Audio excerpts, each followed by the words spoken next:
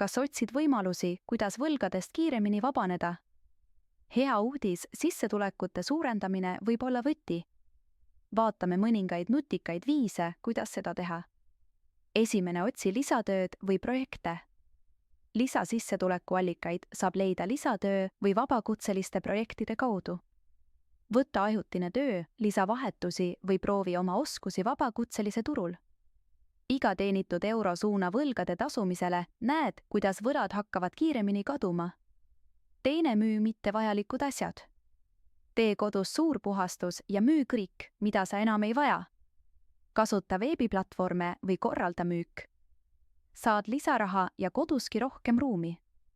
2 kärbest 1 hoobiga. 3, investeeri iseendasse. Õpi uusi oskusi või täiusta olemasolevaid. Online kursused, sertifikaadid või uus amet võivad avada ukse parematele töövõimalustele ja kõrgemale sissetulekule. Paremad oskused võrdub suuremad sissetulekud võrdub kiirem vabanemine võlgadest. Pidage meeles, et iga samm loeb. Olgu selleks lisatöö, vana kraami müümine või eneseareng, kõik viib sind lähemale võlavabale elule. Alusta täna ja ehita kindlam rahaline tulevik.